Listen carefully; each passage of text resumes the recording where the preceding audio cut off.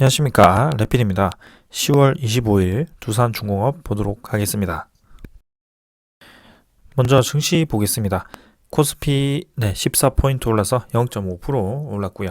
코스닥 0.7% 하락해서 0.08% 하락했습니다. 거의 부합 마무리 보시면 되겠고요. 코스피는 조금 상승했습니다. 오늘 수급은 크게 의미 있는 수급은 없는 것 같고요. 코스피는 기간 수급 조금 들어오면서 상승한 것 같습니다. 계속해서 증시가 크게 방향성 없이 옆으로 좀 횡보하는, 아니면 우리나라 증시 같은 경우는 좀 하락하는 그런 경우가 좀 보이고 있고요. 테이퍼링이라든지 아니면 금리 인상에 대해서 좀 어느 정도 경계를 하고 있는 그런 모습인 것 같습니다. 먼저 코스피 지수 보겠습니다. 코스피 지수를 보게 되면 양봉이 조금 나왔습니다. 하지만 여전히 좀 아래에 위치를 하고 있는 모습이고요. 저점이 점점 내려간 위치에서 계속해서 크게 반등하지 못하고 자리를 잡고 있는 모습입니다. 그래서 코스피 지수의 차트에서 241선 아래에 위치를 하고 있는 모습이고요. 거래량은 여전히 죽어 있는 모습입니다. 그래서 증시 전체가, 지금 우리나라 증시 전체가 좀 침체기를 겪고 있다라고 보시면 될 것 같고요. 전 저점을 지지하는 듯 보이지만 여전히 고점을 찍고 하락을 하는 그런 추세에 있는 것은 사실입니다. 그래서 241선을 회복하지 못하고 계속 떨어질 경우에는 추가적으로 더 하락할 가능성이 충분히 있다라고 보여집니다. 자, 그래서 지금 해외 증시 같은 경우는 실적 어닝 서프라이즈로 인해서 좀 상승 반전하기도 했지만, 우리나라 증시 같은 경우는 이런 환율 영향이 어느 정도 있는 것 같습니다. 그래서 코스피, 코스닥 모두 조금은 미국 증시라든지 해외 증시 대비해서 조금은 약한 모습 보이고 있고요. 아무래도 달러 값이 올라가다 보니까 그 달러에 집중되어 있는 미국 증시로 좀 증시가 돈이 몰려가는 그런 모습이 보이고 있습니다. 그래서 지금 달러 환율은 1171원으로 조금 더 하락을 했고요. 여기서 지지를 해줄지 아니면 추가적으로 더 하락을 할지 조금 더 지켜봐야 되겠습니다. 하지만 61선 지지를 하면서 이제 다시 한번 반등을 해준다면 계속해서 상승 추세 이어갈 것으로 보이고요. 이미 환율은 꽤 올라와 있기 때문에 조금 하락을 한다라고 하더라도 큰 이 추세 패턴에는 지장이 없을 것으로 보입니다. 그래서 지금은 경기 회복 과정에 있는 그런 과정이기 때문에 계속해서 물가라든지 그런 인플레이션에 대한 우려감으로 환율을 올릴 수밖에 없는 상황이고요. 그 환율을 좀 낮추기 위해서는 우리나라 금리 인상 혹은 계속해서 이제 그 유동성 자금을 빨아들이는 그런 움직임이 필요할 것 같습니다. 그래서 결국에는 주식 시장에는 좀 좋지 않은 움직임으로 진행될 가능성이 크다라고 생각을 하고 있고요.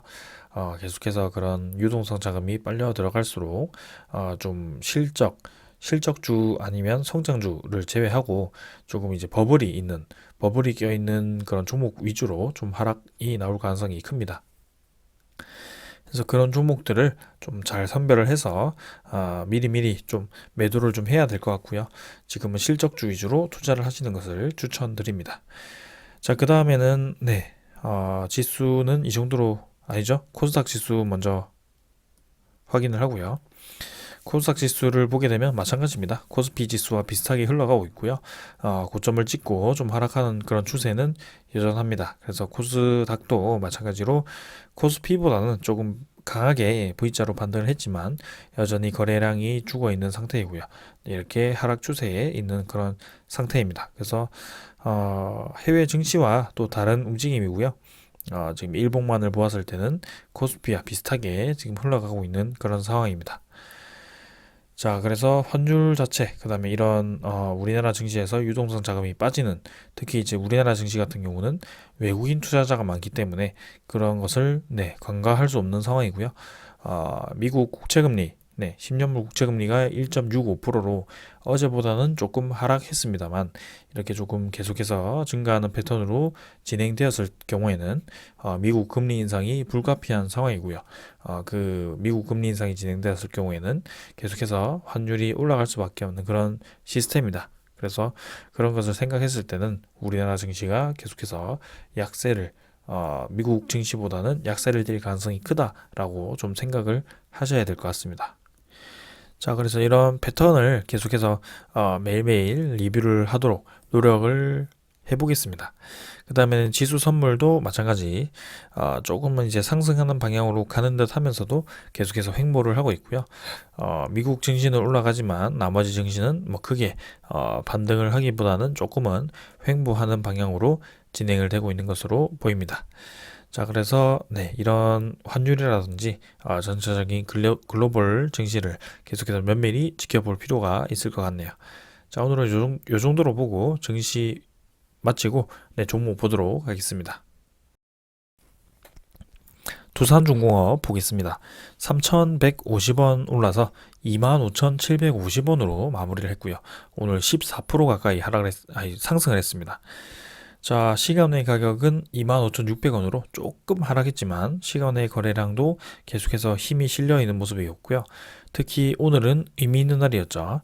4,400만 주, 4,472만 주로 거래량이 상당히 많이 터진 날이었습니다. 그래서 최근 근래에 이어서 거래량이 상당히 많이 터진 날 중에 하나고요. 이렇게 이제 점진적으로 거래량이 증가하는 패턴이 이어지고 있는 것 같습니다. 그래서 이렇게 상승 패턴을 한 번에 이제 죽이지 않고 계속해서 상승을 이어가는 상승 흐름의 전형적인 흐름이 보이고 있다라고 보시면 되겠습니다.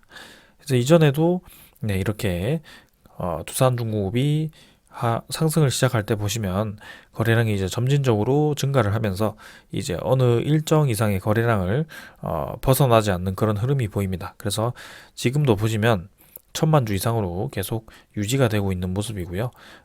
거래량이 지금 힘있게 실리고부터는 계속해서 네, 거래량이 실리는 그런 움직임이 보이고 있습니다. 그래서 오늘 25,750원 찍으면서 지금 저희가 생각하던 22,500원 이 새로운 아니죠, 기존에 있던 그런 박스권을 완벽하게 돌파했다라고 보시면 될 것 같고요. 양봉 하나로 인해서 거의 이제 다음 박스권의 상단까지 도달을 했다라고 보시면 되겠습니다. 그래서 이제는 네, 두산중공업이 네, 27,100원까지 좀 이제 저항선이 있을 것 같은데요. 이때 이 저항선을 벗어났을 때는 전고점 3만원 돌파하면서 가볍게 네, 바로 올라가지 않을까라는 생각입니다. 그래서 이런 과정을 여러분들과 함께 같이 겪어간다는 것 자체가 저는 굉장히 의미 있는 날이었고요. 오늘 이렇게 다시 한번 두산중공업이 수급이 몰리면서 다시 한번 이렇게 강하게 올라가는 것에 대해서 굉장히 기분이 좋았습니다. 자, 그래서 분명히 주식에 대해서는 이렇게 사이클이 있다라는 점을 항상 생각을 하시고 다시 한번 원전 테마에 대해서 이렇게 사이클이 특히 수급이 몰렸다라는 것에 대해서 생각을 해보시면 되겠습니다. 자, 그래서 오늘은 거래량이 또 폭발하는 그런 날이 왔고요. 이전보다 좀 간격이 줄었죠. 네, 그만큼 이제 원자력에 대해서 관심이 많다라는 겁니다. 그래서 241선 찍고 이제는 위로 다시 한번 향하는 모습이고요.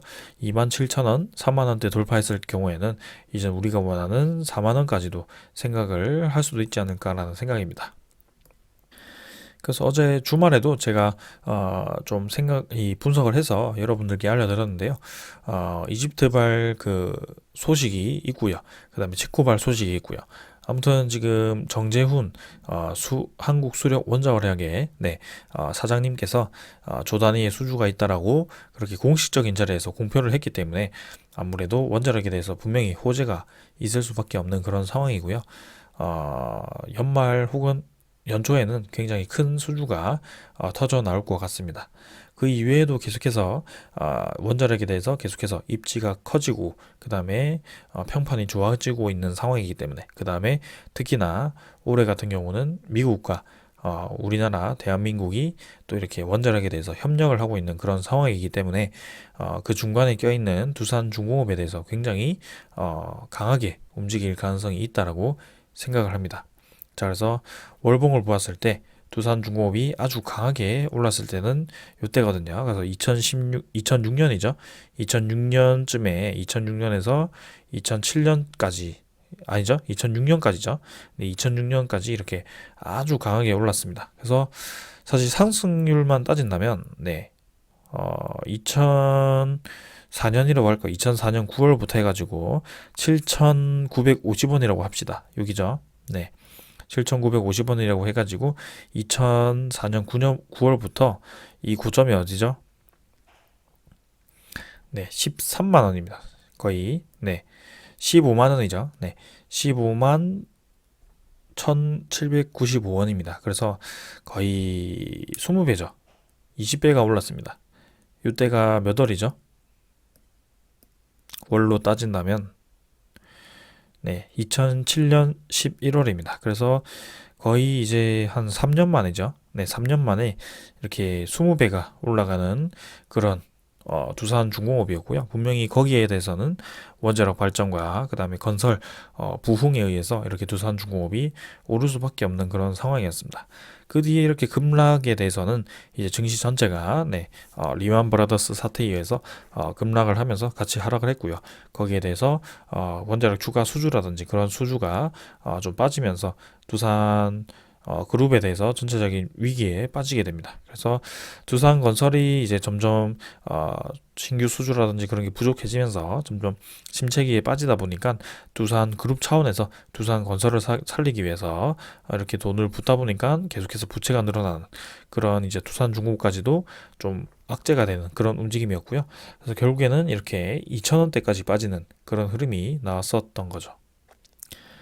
그래서 거의 뭐 한 10년 이상, 네, 15년 만에 이렇게 아름다운 상승 패턴이 나왔고요. 두산중업이 그만큼 재무 개선도 많이 진행을 했고, 그 다음에 신규 사업, 그 다음에 돈 될 만한 그런 신규 사업에 손을 댔다라는 겁니다. 그러고 10년 이상 만에, 그죠? 거의 10년 만에 네, 이렇게 원전 사업이 다시 한번 대부흥기를 겪고 있는 그런 상황이기 때문에 두산중공업이 오를 수밖에 없는 그런 상황이다. 계속해서 강조를 드리고 있는 상황입니다. 자, 그래서 오늘 투자자 한번 볼까요? 대박입니다. 투자자는 외국인 294만 주 매수하면서 또 이렇게 최근 들어서 계속 외국인이 매도하던 그런 매도량을 거의 다 매수를 해버렸고요. 하루만 이렇게 매수를 해버렸습니다. 그래서 외국인 입장에서도 이렇게 두산중공업이 계속해서 네, 원자력 사업이라든지 수소 사업이라든지 이쪽으로 좀 비전이 있기 때문에 계속해서 공매도라든지 대차장구 늘려가면서 매도를 할 수는 없을 겁니다. 그래서 또 이렇게 하루 날 잡고 또 이렇게 대량 매수를 해버리는 그런 상황이 나와버렸고요. 기간 수급은 사실 4만 천주로 매도가 나왔지만 대부분이 금융투자 매도 물량입니다. 그래서 금융투자 같은 경우는 사실 두산중공업의 수급에 아니면 주가에 별로 영향가 없는 움직임이 많았거든요. 그래서 영향가 있는 투신, 연기금 이 두 세력만 본다면 이전에 없던 그런 매수세가 붙었습니다. 그래서 45만 주가량이 매수가 들어가고 연기금 같은 경우는 투시는 33만 5천 주. 그러니까 최근 들어서 엄청 많이 매수를 해버렸죠. 그래서 기관이라든지 외국인이라든지 핵심 세력은 계속해서 두산중공업을 매수를 하고 있다라고 보시면 되겠습니다. 심지어 기타 법인까지도 매수를 하고 있는 상황이고요. 그래서 25,000원대에 가볍게 돌파했기 때문에 조만간 뭐 하루를 쉬든 이틀을 쉬든 뭐 상관없습니다. 일주일을 쉬어도 상관없고요. 결국에는 27,100원을 넘어서 3만원 넘어서 4만원까지 도달할 것으로 저는 확신을 하고 있습니다. 자, 그래서 제가 지금 뭐 1년째 네, 두산중공업을 끌어오고 있는데요. 유상증자 과정도 겪었고요. 그 다음에 재무 개선 과정도 겪었고요. 합병 과정도 겪었고요. 그런 과정에서 네, 여러 정보를 좀 많이 전달드린 것 같습니다. 지금도 다시 한번 상승기에 접어든 것 같고요. 분명히 말씀드리겠습니다. 주식이라는 것은 사이클이 있고 그 다음에 두산중공업 같은 경우는 계속해서 올라갈 가능성이 있다. 하지만 저는 이때는 하락을 주장했던 사람 중에 한 명이었습니다. 그래서 주식이라는 것은 시세가 한번 주어지고 나면 그때는 또 조정기를 겪는 게 당연한 것이다 라고 말씀을 드리겠습니다. 그래서 그런 것도 좀 생각을 하시면 좋을 것 같고요. 아무튼 아주 길게 쭉 들고 가시는 분들에 대해서는 전혀 상관없는 이야기가 되겠습니다. 그래서 뭐 이대로 쭉 간다라고 얘기를 하기는 어렵지만 원자력의 대세였던 이 기간이었죠. 네, 아까 말씀드린 이 기간에서는 두산중공업이 20배가량 올랐던 적이 있었다라고 그렇게만 말씀을 드리겠습니다. 그래서 지금 이 정도는 네, 크게 많이 올랐다라고 보기도 어렵고요. 네, 그래서 가볍게 4만 원은 찍어주지 않을까 뭐 그런 생각을 해보겠습니다. 자, 오늘은 수급도 완벽하고요. 네, 거래량도 완벽하고 주가도 완벽했습니다. 그래서 굉장히 기분 좋은 하루였고요. 이 정도로 주가 확인하고 공매도 잔고 넘어가도록 하겠습니다. 두산중공업의 공매도 잔고입니다. 뭐 공매도 잔고 조금 늘었습니다, 사실. 네, 700만 주대로 증가를 좀 했는데요. 720만 주죠. 근데 오늘 이 외국인 수급을 보았을 때는 또 이때 대량 상환이 진행되었지 않을까 막 그런 생각을 해봅니다. 그래서 전체 거래량 130만 주 진행되었고요. 하지만 총 거래량이 4,400만 주였기 때문에 뭐 크게 130만 주라고 해서 많은 양도 아니었고요. 잔고에 대해서는 뭐 크게 신경 쓰실 필요는 없을 것 같습니다. 그래서 지금은 원자력에 대한 기대감이 워낙 크기 때문에 그 다음에 연말에 조 단위의 수주가 기대되는 상황이기 때문에 계속해서 강세를 이어갈 가능성이 크고요. 이 공매도 잔고라든지 대차 잔고는 뭐 별개라고 생각을 하시면 되겠습니다. 그래서 뭐 크게 뭐 엄청나게 증가하지 않는 이상은 네, 신경 쓰실 필요는 없을 것 같습니다. 계속 제가 매일매일 리뷰를 하지만 뭐 크게 지금은 영향이 없는 것 같고요. 자, 그리고 대차 잔고는 체결이 430만 주, 상환이 3만 6천 주가 되었죠. 그래서 사실 대차 잔고 체결이 굉장히 많아졌습니다. 그래서 공매도 잔고라든지 체결량이 대차 잔고 체결량이 많아지면서 좀 많이 이 대차 잔고와 공매도 잔고가 늘었지만 지금 주가는 또 정반대로 움직이고 있는 상황이기 때문에 한번 또 며칠 더 지켜봐야 될 것 같고요. 그리고 상환 이 종목 상세를 보시게 되면 외국인 투자자가 계속해서 매도를 하다가 또 이렇게 하루 만에 250만 주를 매수를 했습니다. 뭐 추정은 290만 주였지만 조금 더 매수를 하면서 9.48%까지 또 이렇게 보유를 늘리는 상황이었고요. 계속해서 이렇게 기간 수급이 붙어주면서 외국인 수급까지 붙어준다면 이런 식으로 또 큰 상승이 나올 가능성이 크다라고 생각을 합니다. 그리고 앞으로 내년, 뭐 내후년 계속해서 뭐 원전, 그 다음에 SMR에 대해서 계속해서 기대감이 있는 그런 기업이기 때문에 두산중공업은 올라갈 수밖에 없는 그런 상황이다. 그래서 증시에 큰 하락만 없다면 계속해서 올라갈 수밖에 없는 상황이고요. 사실 엄밀히 말하건대 네, 삼성전자 이런 반도체 주식보다는 지금 두산중공업이 훨씬 메리트가 있다라고 말씀을 드릴 수 있을 것 같습니다.